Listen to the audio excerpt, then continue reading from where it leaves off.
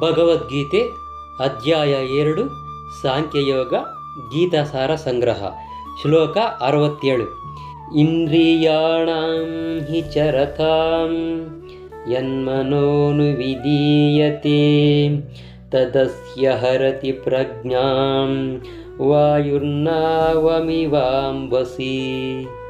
ಅನುವಾದ: ಚಂಡಮಾರುತವು ನೀರಿನಲ್ಲಿರುವ ದೋಣಿಯನ್ನು ಹೊಡೆದುಕೊಂಡು ಹೋಗುತ್ತದೆ.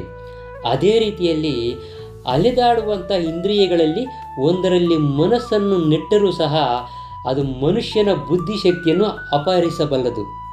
ಇದರ ಭಾವಾರ್ಥ: ಎಲ್ಲ ಇಂದ್ರಿಯಗಳು ಸಹ ಭಗವಂತನ ಸೇವೆಯಲ್ಲಿ ತೊಡಗಿರಬೇಕು. ಅವುಗಳಲ್ಲಿ ಒಂದೇ ಒಂದು ಇಂದ್ರಿಯ ಭೋಗದಲ್ಲಿ ತೊಡಗಿದರೆ ಅದು ಭಕ್ತನನ್ನು ಅಲೌಕಿಕ ಪ್ರಗತಿಯ ಹಾದಿಯಿಂದ ಬೇರೆ ಕಡೆಗೆ ಎಳೆದುಕೊಂಡು ಹೋಗುತ್ತದೆ. ಅಂಬರೀಷ ಮಹಾರಾಜನ ಬದುಕಿನಲ್ಲಿ ಹೇಳಿದಂತೆ ಎಲ್ಲ ಇಂದ್ರಿಯಗಳು ಕೂಡ ಕೃಷ್ಣ ಪ್ರಜ್ಞೆಯಲ್ಲಿ ತೊಡಗಿರಬೇಕು. ಮನಸ್ಸಿನ ನಿಯಂತ್ರಣಕ್ಕೆ ಇದೇ ಸರಿಯಾದ ತಂತ್ರ.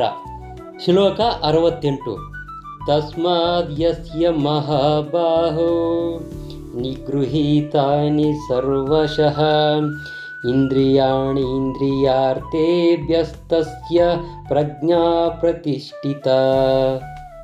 ಇದರ ಅನುವಾದ: ಹೇ ಮಹಾಬಾಹುವೆ, ಈ ಕಾರಣದಿಂದ ಯಾರು ತನ್ನ ಇಂದ್ರಿಯಗಳನ್ನು ಅವುಗಳ ವಸ್ತುಗಳಿಂದ ತಡೆದಿಡುತ್ತಾನೋ ಆತನು ನಿಶ್ಚಯವಾಗಿಯೂ ಸ್ಥಿರ ಬುದ್ಧಿಯುಳ್ಳವನು ಆಗಿರುತ್ತಾನೆ.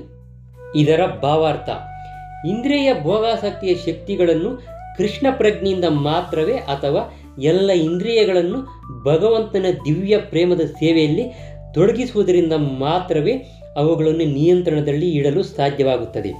ಶತ್ರುಗಳನ್ನು ಅವರ ಶಕ್ತಿಗಿಂತ ಹೆಚ್ಚಿನ ಶಕ್ತಿಯಿಂದ ನಿಗ್ರಹಿಸುವಂತೆ ಇಂದ್ರಿಯಗಳನ್ನು ನಿಗ್ರಹಿಸಬಹುದು. ಇದು ಮನುಷ್ಯ ಪ್ರಯತ್ನದಿಂದ ಸಾಧ್ಯವಿಲ್ಲ.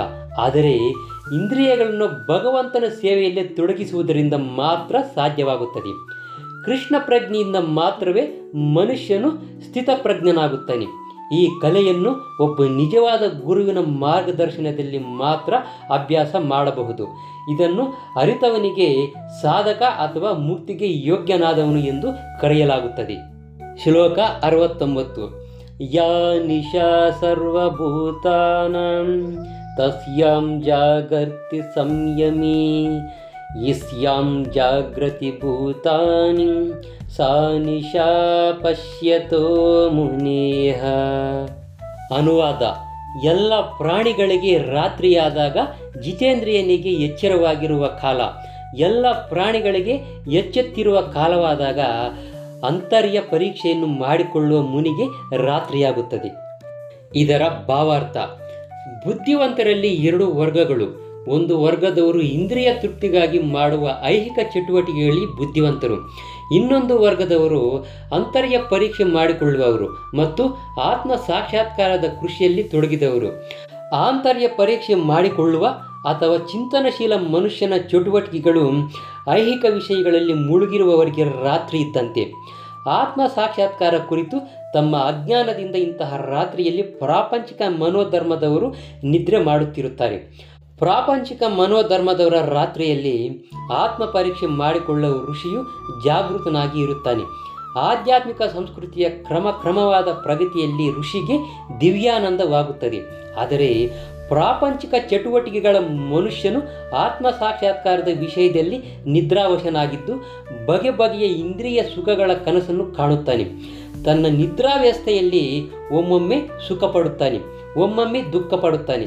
ಆತ್ಮ ಪರೀಕ್ಷೆ ಮಾಡಿಕೊಳ್ಳುವ ಮನುಷ್ಯನು ಪ್ರಾಪಂಚಿಕ ಸುಖ ದುಃಖಗಳ ವಿಷಯದಲ್ಲಿ ಸದಾ ಅಸಡ್ಡೆಯಿಂದ ಇರುತ್ತಾನೆ. ಪ್ರಾಪಂಚಿಕ ಪ್ರತಿಕ್ರಿಯೆಗಳಿಂದ ವಿಚಲಿತನಾಗದೆ ತನ್ನ ಆತ್ಮ ಸಾಕ್ಷಾತ್ಕಾರದ ಚಟುವಟಿಕೆಗಳನ್ನು ಮುಂದುವರಿಸುತ್ತಾನೆ.